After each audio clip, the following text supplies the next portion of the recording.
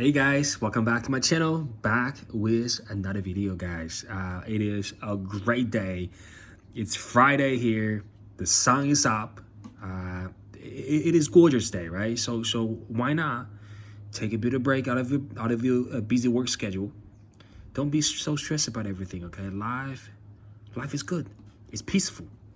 Let's spend a bit of more time on things that we do enjoy, right guys? Now with that out of the way, thank you so much for coming back here. I thank you all from the bottom of my heart. Now, without shadow of a doubt, we've got some beautiful pieces on the table here. As we know, we love the brand, we love Seiko's, we love iconic designs, we love some of the brand's best lineups in the recent years, and they're doing so well, and especially after its discontinuation, and we believe they truly will have its place in the future as well. Now, today's video is made based on the question and inquiry that we received a couple weeks back. I made a video about getting a trio of Seiko collections under the budget of 500. Okay, and that video consists of those 3 watches. Look at those watches, guys. They loom. It's just fantastic, right? So, the 500 budget consists of the baby Rolex killer, the SNX 79. We'll put it nicely here. I had this one here, the SKM 97, the green Recraft Hawk, a beast of a watch. Great daily wear in my eyes. And of course, the discontinued. Speaking of discontinuation, actually, I can tell you what this one discontinued, because that was, I had that confirmation from the Seiko boutique, right? So this one, they're not making no more. Any retailer selling them, they're selling the old stock on the shelf. Once they're gone, they'll be all gone. I don't have the confirmation of this one is discontinued or not, but based on the price movements on eBay, on Amazon, they're not far off. They are not far off of selling out. Of course, we know the flighty is all gone. Look at that. Look at that reflection. Gosh, it's just beautiful, right? This one's gone. So the $500 budget of Trio right here, people loved it. And the question email that I received from an overseas subscriber was, Felix, we love the concept of getting those 3 in your collection. Just wear them, fit any occasions. You can do anything. You've got a daily wearer. You've got something for the weekends. You've got a diver 200. This is not a diver 200 ISO, but this is 200 watt-minute resistant, right? And it's a chronograph. You've got quartz, and you've got automatic. Fantastic. But the feelings, you know what? We love the concept, but we want to go up a tier. All right, we want to go up a tier, but still the criteria has got to remain the same. It's gonna have its iconic design of its history. We're gonna have a mixture of quartz and automatic. We have to have some of the most legendary lineup in the sports history of the Seiko brand, of course. That consists of some of the lineup that Seiko still keep renovating, keep innovating and developing. But at the same time, we're not happy with the level of finish. He was not happy with the level of finish. It's actually not too bad, right? But of course, it's a $100 watch, right? But we want to go up in finishings. So this is the polish that you find on the flight here. Actually, not too bad at all. Okay, but of course, we want to go up in the finishing and on his standards, and of course, we don't want Hallex crystals. We want sapphire crystal. Okay, and we're okay with the automatic, but we want instead of non-hacking, we want a manual wind and hacking movements. Give me a higher budget. I've got between 1,000 to 1,500. What watches should I pick? Great question. That was a great question. So here comes the video. Here comes my conclusion of, I'm just putting them aside, okay? So you've got 1,500. If you got 1,500, you want to have You wanna spend your 1,500 hard-earned money on 3 watches. That's gonna tick out the box again. But of course, with the higher movement and knowing on its legendary design, the Seikos will keep giving life to it, and that is a great question. Okay, so here's my choice. I've got a solar tuner here. Okay, the model number here is SNE 498. Look at the lume on those bad boys, guys. Seriously, it's impeccable watch. SNE 498 divers, tick the box, ISO certified. From a durability standpoint, the legendary shroud design. You can't destroy those watches. They will survive in any environment, harsh environment that you throw them at. I bought this watch into I did swimming ocean, I play in the sand, you name it. Looks brand new, right? And if following, there's not a reissue of the golden tuna, of course, back in the late 70s or early 70s, but this one borrowed a lot of spiritual design of that golden tuna. Of course, this is solar, but don't forget, this is also quartz. It is very accurate. I sometimes use this watch to set the time against other automatics. Throughout last 2 months of this watch, it lost 2 seconds. So about a second a month.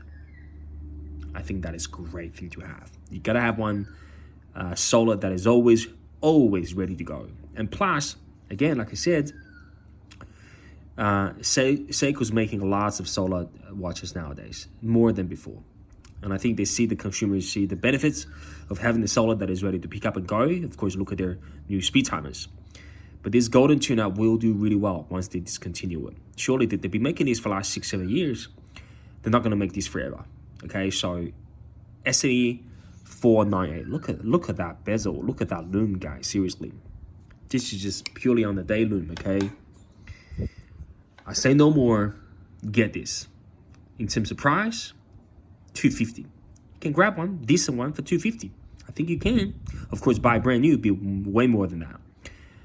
But $250, you should score yourself a decent one for $250. Okay, so $250 for the golden tuna, solar tuna. Here we go. So great daily wearer for the swim, playing the pool. You're going on holidays, you're going to bushes, going any harsh environment. You don't want to damage your watches. You know the watch is going to survive. Bring this bad boy. $250. Okay. Now, second one, of course, a great daily wear. If you're going to, if you work in the office environment, you want to have something. This just melts. The SARB 033, guys. It is. I've never had a Grand Seiko on my wrist, but look at that. Look how sharp everything on this dial is. It's just amazing. Again, this is a daily wearer. You know what? Even with this lume, look at it, guys. Great lume, okay? Of course, not as a diver's watch, but once the watch is paired with this beautiful Jubilee bracelet from Uncle Strap, this is a killer.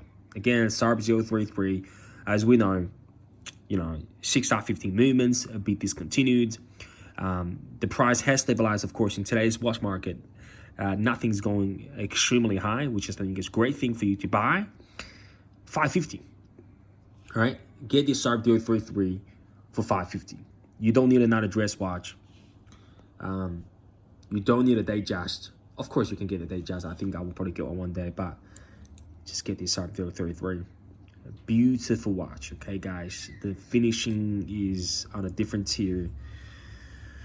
It's on a different tier of the lower of the. You can tell the polishing, right? Don't get me wrong, $100 polishing is not bad, but this SARB polishing is fantastic, guys. Everything's extremely sharp. Everything is extremely well made.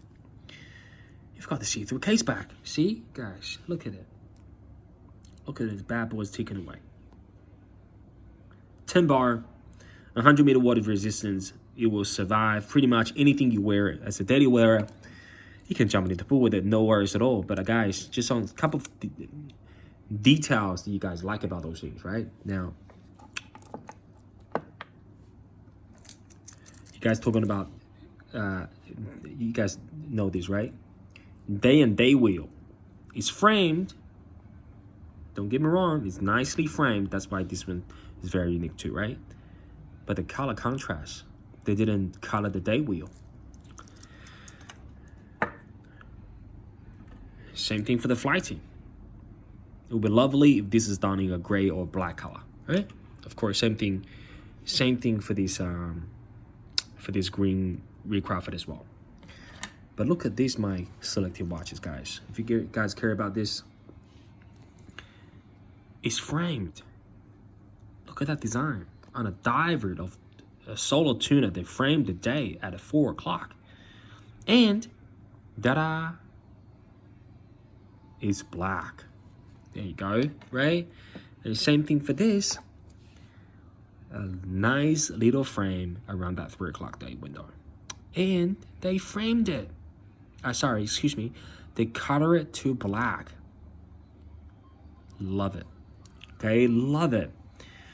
And you've got the sign crown. Very underrated watch for $550, guys. Okay, for $550. So $550 here, and you've got $250 here, right? So that's what? That's $700, $800, actually $800, right?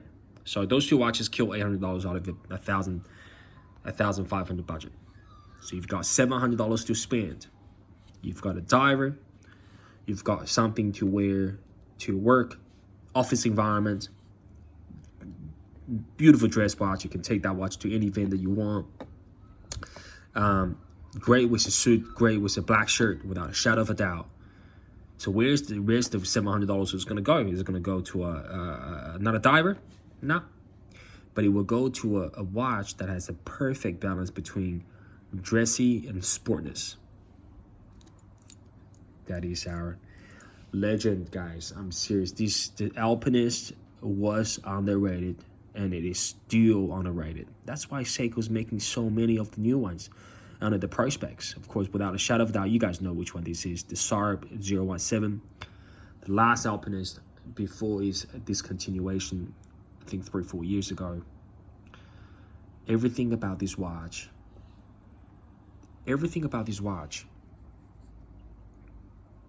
ooze quality, detail. There's not a one thing on this watch that I don't like, seriously. And you can only appreciate the true beauty and strength of this design and watch when you have it when you're having it in your rotation and you're experiencing with it. So the remaining $700 goes to the Alpinist. Okay, so you've got $250, $550, and $700, and boom, you have 3 watch collection of iconic Seikos that I believe will do extremely well in the secondary market. If you can hold on for a couple of years, look after them, don't trash it. And one day, if you sell them, you want to get a SLA, you want to get an M300, you want to get a Grand Seiko, right? I'm telling you guys, they will be still worth $1,500, if not more. Of course, I talk about it, right? Watches are not an investment, but the value retention is important. You don't want to spend $1,500 nowadays. Of course, this is a whole lot of research into it, right? As we know, and thoughtful prices. You don't want to just trash your $1,500 buying a watch and in the end it sells for $500.